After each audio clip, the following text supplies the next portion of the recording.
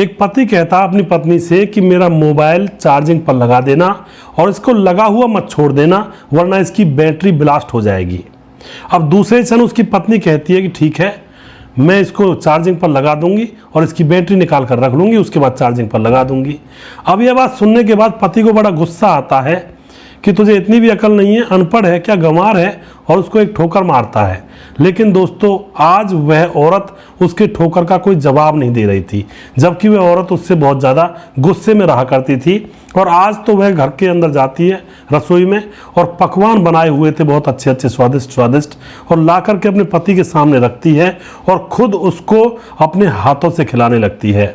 अब पति भी हैरान कि कर क्या रही है ये, क्या आज कौन सी दिशा से सूरज निकल आया है। क्योंकि जो पत्नी कभी पति पर ध्यान नहीं देती, टाइम पर कभी खाना नहीं बनाया करती और पूरा दिन इंस्टाग्राम पर रील बनाने में गुजर जाया करता, मगर आज वो औरत अपने पति के सामने स्वादिष्ट खाना बना करके और खुद बैठी है थाली लेकर और खुद अपने हाथ से खिला रही है।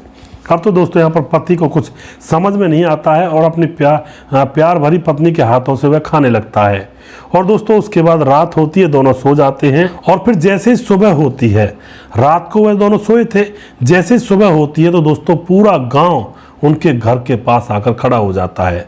आखिर क्या तो हुआ था यहाँ पर और क्या इस घटना के पीछे की सच्चाई थी, पूरा मामला जब यहाँ पर जानेंगे ना दोस्तों तो पता लग जाएगा कि जिंदगी के अंदर गलत फैसले कहाँ तक सही हैं और कहाँ तक गलत है। एक छोटा सा गलत फैसला पूरे जीवन को बर्बाद कर सकता है। और वह गलत फैसला क्या था, किसने लिया था, पूरी जानकारी यहाँ पर लेंगे। वीडियो के लास्ट में कुछ भाइयों के नाम भी जरूर लेने वाला हूँ, तो वीडियो को लास्ट तक जरूर देखा करें दोस्तों। नमस्कार, मैं हूं सुदेश कुमार और तिरछी बात चैनल में आपका स्वागत है। अमित नाम का एक लड़का जो कि उत्तर प्रदेश के सिद्धार्थ नगर के एक गांव के अंदर रहा करता है। अमित के पिता का नाम होता है संतोष चौधरी और अमित जो कि ऊंची जाति से बिलोंग करता था और गांव के अंदर मतलब ठीक ठाक घर था, उनका गरीबों में नहीं थे। अब अमित जो कि पढ़ाई लिखाई उसकी ज़्यादातर कंप्लीट हो चुकी थी। उसी गांव के अंदर एक लड़की जिसका नाम होता है ज्योति, उम्र होती है 22 साल, यानी कि अमित से भी 1 साल बड़ी, वह भी रहा करती है। अब दोस्तों यहाँ पर क्या होता है, अमित जैसे इंस्टाग्राम देखा करता है ज़्यादातर, तो इंस्टाग्राम पर उसी गांव की लड़की जिसका नाम होता है ज्योति जो कि 22 साल की है, वह ठुमके लगाती हुई उसके वीडियो पड़े हुए थे। तो अमित उसको जैसे ही देखता है तो पहचान जाता है यह तो हमारे गांव की लड़की है और उसके वीडियोस पर लाइक और कमेंट करने लगता है और बड़ा ही उसको सपोर्ट करने लगता है। अब लगातार अमित जैसे उस लड़की के वीडियोस पर लाइक कमेंट वगैरह किया करता है तो लड़की को भी अच्छा लगता है कि भाई यह मेरा सच्चा फॉलोवर है। और उसके कुछ दिन के बाद अब इन दोनों की दोस्ती तो हो ही जाती है और यह जो लड़का अमित होता है यह कहता है कि तुम मेरे गांव की लड़की हो, मैं तुम्हारे गांव का ही रहने वाला हूं। अब तो इनके बीच में बातचीत और ज़्यादा होने लगती हैं और मैसेंजर पर भी बातचीत किया करते हैं, इंस्टाग्राम पर भी बातचीत मैसेज में किया करते हैं, वीडियो कॉल करने लगते हैं।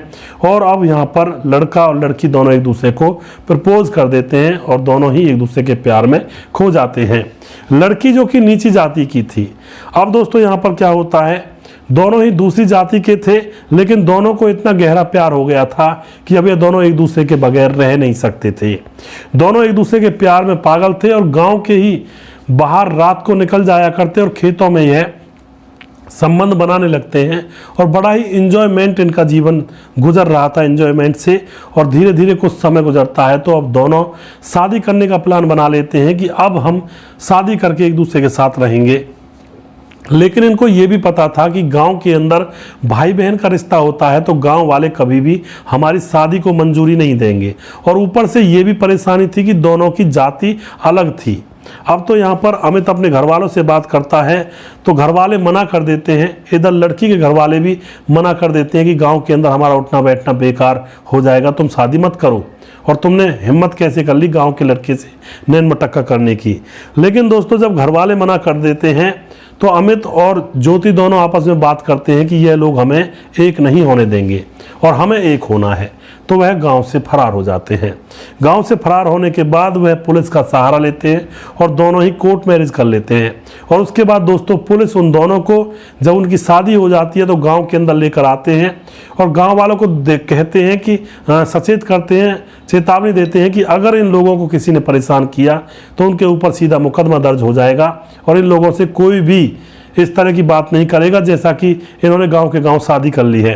क्योंकि दोस्तों कानून के अंदर गांव के गांव शादी करना कोई बुरी बात नहीं होता है। कानून के अंदर तो किसी भी रिश्ते में शादी हो सकती है।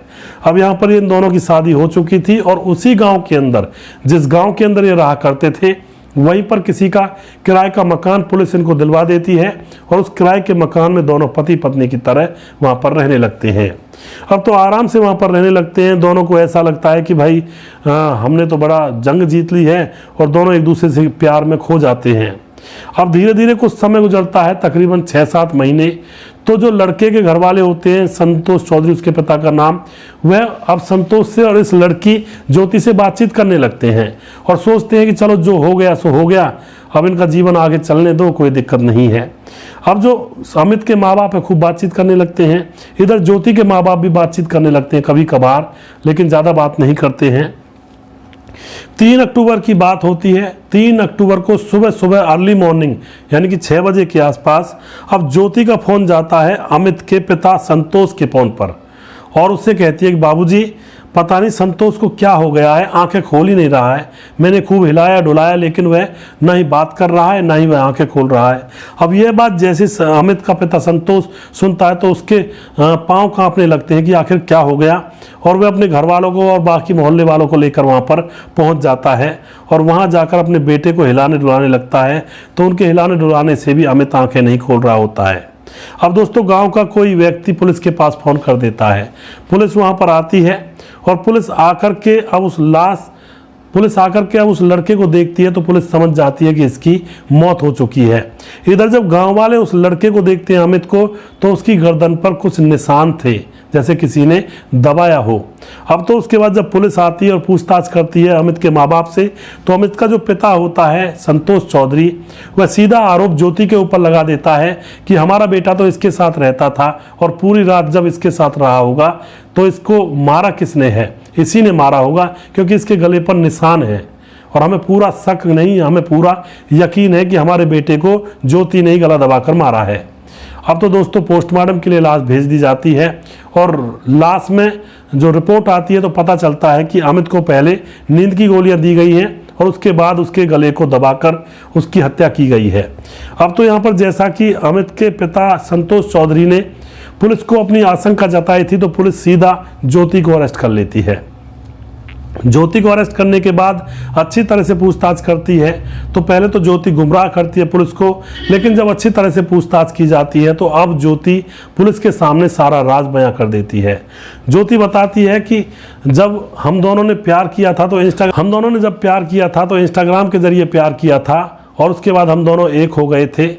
अब यहाँ पर कहानी ये थी कि मैंने ही इसको रास्ते से हटाया है, नींद की गोली खाने में मिलाकर खिलाई और उसके बाद इसका गला दबा दिया, और मैं वैसे खून खराबा नहीं करना चाहती थी इसलिए मैंने इसको सोते हुए इसके गले को दबाया। अब दोस्तों पुलिस पूछती है कि पूरी सच्चाई हमें डिटेल में बताओ। तो लड़की बताती है कि इंस्टाग्राम से हमें प्यार हुआ था, दोनों ने शादी कर ली थी और पुलिस ने हमें यहाँ पर बसा दिया था। अब यहाँ पर क्या होता है, यह लड़की जिसको इंस्टाग्राम पर रील बनाने का शौक था, आदत सी लत थी, इंस्टाग्राम पर रील डाला करती है। तो इसका जो पति अमित होता है वह उस इंस्टाग्राम की रील पर जब कमेंट्स पढ़ता है तो कुछ लोग गाली देते हैं, कुछ लोग कुछ कहते हैं, गंदे गंदे वर्ड कहते हैं, तो अमित को बहुत बुरा लगता है और अमित अपनी पत्नी ज्योति से कहता है कि तुम इंस्टाग्राम पर रील मत डाला करो। लेकिन ज्योति अगली क्षण कहती है कि अगर इंस्टाग्राम पर मैं रील नहीं डालती तो तुमसे कैसे मिलती, तुम भी तो यहीं से मेरे पास आए थे। तो अमित कहता है ठीक है मैं आ गया तो बहुत अच्छी बात है, क्या अब और किसी और को भी लाएगी। तो इस बात से अब इन दोनों के बीच में झगड़ा होता है। उसके बाद दोस्तों यहाँ पर ज्योति अपने जितने भी उसके फॉलोवर थे जो कमेंट किया करते थे और उसके पास अच्छी अच्छी बातें भेजा करते, तो ज्योति उनको जवाब दिया करती थी कमेंट्स में। अब जो अमित होता है वह उन जवाब को भी पढ़ा करता था, तो अमित को कुछ बुरा लगता है और अब ज्योति से बिल्कुल मना कर देता है कि आज के बाद तुझे इंस्टाग्राम पर रील डालनी ही नहीं है, अगर तुम्हें रील डालनी है तुम यहाँ से जा सकती हो। अब यह बात ज्योति को बहुत बुरी लग जाती है कि मैं अपने घर वालों से भी बुरी बन गई इसके ऊपर, और यह मुझे सिर्फ इंस्टाग्राम पर रील गेम डालने से भी मना कर रहा है। ऐसा कैसा पति है। ज्योति के मन में उफान आने लगते हैं और तूफान बनने लगता है और अब बदलने की भावना इसके मन में जग जाती है। सोचती है कि इसको रास्ते से हटा दूंगी तो फिर मुझे कोई रोकने टोकने वाला नहीं होगा। दोस्तों कितनी घटिया सोच है। अगर रास्ते से हटाना था तो शादी क्यों की, पहले की तरह ही रह लेती, पूरे गांव में थू थू करवा दी माँ बापों की, पूरे 2 खानदानों की बेइज्जती करवा दी, और उसके बाद वही फैसला कि अब इसको मैं रास्ते से हटा दूंगी, मौत से रील बनाऊंगी। तो पहले से रील बना लेती, क्यों किया था ये ड्रामा। अब यहाँ पर ज्योति बाजार जाती है, वहाँ से नींद की गोलियां लेकर आती है और शाम को अपने घर में अच्छे अच्छे पकवान बनाती है, जबकि घर में वो टाइम पर खाना भी नहीं बनाती थी, रोटी चटनी भी ढंग से नहीं बनाती थी। अच्छे अच्छे पकवान बनाती है और ला कर के थाली अपने पति के सामने रख देती है, और पति बड़ा हैरान परेशान कि भाई आज इसको क्या हो गया। लेकिन पति सोचता है कि शायद अकल आ गई होगी, मैंने डांटा है। अब अच्छे अच्छे पकवानों में नींद की गोली मिलाई हुई थी, पति को अपने हाथ से खिलाती है, और नींद की गोली मिला हुआ खाना खा करके उसका पति अमित बेहोश हो जाता है। और उसके बाद दोस्तों ये अपने उन खूनी पंजों से उसके गले को दबाने लगती है, और दोस्तों इतनी बुरी तरह से दबाती है जब तक इसकी सांस नहीं निकल जाती तब तक उस हाथ को, उस खूनी पंजों को हटाती नहीं है। और जब उसकी सांस रुक जाती है तो उसके बाद अब ये ड्रामा करती है, सुबह तक आराम से पति की बगल में लेटी रहती है, और सुबह अपने पति अमित के पिता संतोष चौधरी के पास फ़ोन करती है और बताना चाहती है कि पता नहीं इसकी मौत कैसे हो गई। लेकिन इसको ये पता नहीं था कि अगर गला शाम को दबाया गया है तो सुबह तक उस गले पर निशान पड़ जाएंगे, क्योंकि खून इकट्ठा हो जाता है। और निशान मत पड़ो, यह पुलिस केस बन गया था, पोस्टमार्टम रिपोर्ट आती तो पता चल जाता। लेकिन बेवकूफ़ लड़की को ये पता नहीं था, वह तो यही सोच रही थी कि इसका ये रास्ते से साफ हो जाएगा तो फिर मैं आराम से इंस्टाग्राम पर मौज मस्ती करूंगी और ठुमके लगाऊंगी और ढूंढे मटकाऊंगी। लेकिन दोस्तों उसका पासा उल्टा पड़ गया, गले पर निशान पड़ गए, और फिर माँ बाप ने कहा कि भाई हमें इस लड़की के ऊपर शक है, और अब लड़की को पकड़कर उसके ऊपर विभिन्न धाराएं लगा करके उसको जेल में डाल दिया जाता है। अब जेल में आराम से ढूंढे मटकाना, खूब वहाँ पर रील बनाना, कोई रील बनाने नहीं देगा, रील तो बहुत दूर की बात है, फोन भी नहीं रखने देते हैं। तो इस तरह से दोस्तों कुछ लोग बेवकूफ़ी में आकर अपने रहे सही जीवन को भी बर्बाद कर लेते हैं। यहाँ पर अगर यह लड़की ज्योति यह समझ जाती कि भाई हमारे बहुत थूथू हुई है हमारे ऊपर, तो अब जो भी हमारा जीवन है जैसा भी अपने पति के साथ हंस बोल कर अगर मैं जीऊँगी तो लोग भूल जाएंगे, क्योंकि वक्त की पाबंद हर चीज़ पर धूल जमा दिया करती है। धीरे धीरे कोई चीज़ मान के चलो, जैसे आपके घर के सामने कोई गाड़ी खड़ी है, बाइक खड़ी है, और वहाँ से गुजरने वाले रास्ते में ज़्यादा वाहन चलते हैं तो धीरे धीरे आपने देखा होगा उस बाइक के ऊपर, गाड़ी के ऊपर धूल जमने लगती है। इसी तरह से हमारे कर्मों के ऊपर भी जो हम काम करते हैं समाज के अंदर, अच्छा या बुरा, कुछ समय के बाद उन अच्छे और बुरे कामों के ऊपर भी वक्त की पाबंद धूल जमा दिया करती है, और लोग उस आदमी को भूलने लगते हैं और उसके कामों को भी भूलने लगते हैं। लेकिन दोस्तों इन्होंने ऐसा नहीं सोचा, और इन्होंने जल्दबाजी कर दी इस ज्योति ने, और इसको पता नहीं क्या सूझी थी। तो ऐसी औरत दोस्तों, क्या कहोगे ऐसी औरत के बारे में जिसने अपने पति, जिंदे पति को मौत के घाट उतार दिया? क्या इसके सीने में दिल नहीं था? क्या कहते हैं औरत बहुत ही दयालु होती है, दया करने वाली होती है, लेकिन इसके कर्म को देखकर तो नहीं लगता कि यह औरत दयालु थी। यह कोई दयालु औरत नहीं थी, बस यह एक तरह से मानसिक रोगी थी मेरे हिसाब से। इंस्टाग्राम पर रील इतनी प्यारी हो गई कि अपने पति को भी रील के सामने, इसने पति को रास्ते से हटा दिया रील के चक्कर में। तो बहुत बुरा सिस्टम है। और लास्ट में ये कहना चाहूँगा, भैया अगर अपने बच्चे की शादी कर रहे हैं तो पहले ये देख लें कि बहू कहीं इंस्टाग्राम पर रील तो नहीं बनाती है। ऐसी लड़कियों से थोड़ा दूर ही रहें तो ही तो ही अच्छा है। इन चीज़ों को जब देखते हैं, सुनते हैं। पहले एक बार मामला चला था जब पबजी का खेल चला था, तब लड़के इतने बिगड़ गए थे कि पबजी के चक्कर में उन्होंने कई बार अपनी पत्नियों की हत्या भी कर दी थी, घर वालों की हत्या कर दी थी, माँ बाप को मार डाला था पबजी के चक्कर में। तो ये जो चीज़ें हैं ये माइंड वॉश करती हैं और न जाने कैसे कैसे कुकृत्य करवा देती हैं लोगों पर। तो फिलहाल रील का ज़माना चला हुआ है इंस्टाग्राम पर, तो शादी करें तो देख लें भैया लड़का या लड़की इंस्टाग्राम पर पागल तो नहीं हुआ पड़ा है, कहीं उल्टी सीधी रीलें बनाता है, उसके चक्कर में दिन रात लगा रहता है, या फिर पबजी वगैरह तो नहीं खेलता है। थोड़ा सा सावधानी बहुत ज़रूरी है, वरना बिगड़ने में देर नहीं लगती है। क्योंकि दोस्तों रील और पबजी के चक्कर में जो लोग पड़े रहते हैं वो रियल ज़िंदगी से कटे रहते हैं। उनको भावनाओं से कुछ नहीं लेना देना किसी की, उनको किसी के ऊपर दर्द भी नहीं आता है, क्योंकि जो पबजी वगैरह खेलते हैं वो रात दिन मारकाट उसमें लगे रहते हैं, तो उनको किसी के ऊपर दर्द नहीं आता, उनको किसी के ऊपर कोई ज़्यादा रहम भी नहीं आता है।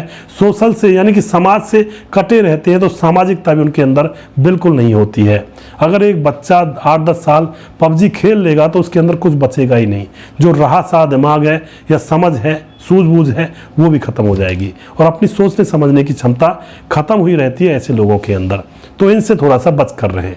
वीडियो के लास्ट में कुछ भाइयों के मैं नाम लेना चाहूँगा जो हमारे वीडियोज़ को देखते हैं। हमारे साथ है इरफान राजा। सर आपकी कहानियाँ बहुत अच्छी लगती हैं, फुल सपोर्ट सोनू निगम की स्टोरी लगी। फुल सपोर्ट है, सोनू निगम की स्टोरी अच्छी लगी। और कुछ फिल्म स्टार की कहानी और सुनाओ सर जी। इरफान राजा, यूपी, कस्बा बहेड़ी, जिला बरेली। इरफान जी, मैंने आपको शायद पिछले वीडियो में बताया कि मैंने स्पेशल चैनल बनाया हुआ है। ये वीडियोस तो कभी कभी मैं यहाँ पर इस पेज पर डाल देता हूँ जिससे कि आप लोगों को पता चले कि ये कहानियाँ भी मैं यहाँ पर लेकर आता हूँ। और ये सारी कहानियाँ जो फिल्मी एक्टरों की होती हैं, हमारा दूसरा चैनल है फिल्मी कहानियाँ, वहाँ पर आती हैं। और दूसरा फिल्मी कहानियों का पेज है, वहाँ पर आती हैं, तो आप वहाँ पर जाकर आप देख सकते हो। सत्येंद्र कुमार हमारे भाई कमेंट करते हैं। सुजीत कुमार हमारे भाई कमेंट करते हैं। मनोहर जोशी हैं जो कि नेपाल के रहने वाले हैं। नईम अहमद हमारे भाई कमेंट करते हैं, बहुत धन्यवाद करते हैं भाई का। सुजीत कुमार हैं। लाल सिंह हमारे भाई कमेंट करते हैं। फयाज इम्तियाज इनामदार हमारे भाई कमेंट करते हैं, फयाज इनामदार। और भीमदत्त जोशी हैं। उसके बाद मदेसी अशोक हैं। अंसर खान मोहम्मद जो कि कमेंट करते हैं, बहुत बहुत धन्यवाद करते हैं भाई का। बरियम खान, बरूखा मेहर वार्ड, पंच सूर्योदय नगर, ग्राम पंचायत बापू नगर, तहसील शेरगढ़, जिला जोधपुर, राज्य राजस्थान से हमारे वीडियोस पर कमेंट करते हैं। उसके बाद प्रवीण बघेल शिवपुरी से हैं। तेजी लेमन हमारी बहन जो कि कह रही very nice story, love all your stories, very interesting, keep up your great job. जी बहुत बहुत धन्यवाद ताजी बहन। उसके बाद राज बहादुर हमारे भाई कमेंट करते हैं। और उसके बाद प्रमोद कुमार हैं, अरविंद कुमार हैं, देवेंद्र सैनी हैं हमारे भाई कमेंट करते हैं। राज बहादुर कुमार कमेंट करते हैं। पंकज सिंह सोमवंशी हैं और विजेंद्र प्रजापति हैं। और उसके बाद विजेंद्र प्रजापति दोबारा। मुकेश कुमार यूपी 83 से हैं। रामपाल यूपी 43 से हैं। नईम अहमद कमेंट करते हैं। और दनप्पा मेडार कमेंट करते हैं। और उसके बाद धीरज बर्नवाल कमेंट करते हैं। विमल कुमार हमारे भाई कमेंट करते हैं। रंजीत सिंह हैं, सलाउद्दीन खान और मदेसी अशोक और सुखविंदर सिंह। और उसके बाद रंजीत कुमार, कुमार, दीपेंद्र सिंह रोहिना, मोनू जैन हमारे भाई कमेंट करते हैं। पोपट ठाकुर हैं। और उसके बाद मुन्ना यादव संगम हमारे भाई कमेंट करते हैं। तो उसके बाद दोस्तों हमारे साथ राम मोहम्मद यासीन लाहौर पाकिस्तान से कमेंट करते हैं। और राजकिशोर चौरसिया महाबलेश्वर महाराष्ट्र से हैं। और उसके बाद दोस्तों हमारे साथ हैं रंजीत सिंह श्री गंगानगर राजस्थान से हमारे वीडियोस पर कमेंट करते हैं। और उसके बाद हमारे साथ हैं HP सिंह हमारे भाई जो कमेंट करते हैं लगातार। और JS पांडे हैं जो नेपाल से हैं। और सुजीत कुमार हमारे भाई कमेंट करते हैं। और भी बहुत सारे भाई जो कि हमारे वीडियोस पर कमेंट करते हैं। सुशील चौधरी हमारे भाई जो कि बहुत ही अच्छी कमेंट हमारे वीडियोस पर करते हैं। और बहुत बहुत धन्यवाद करता हूं भाई का। इसी तरह से आप सपोर्ट करते रहिए। अगला वीडियो बहुत जल्दी फिर से लेकर आऊँगा, तब तक आप खुश रहें, सावधान रहें। जय हिंद, जय भारत।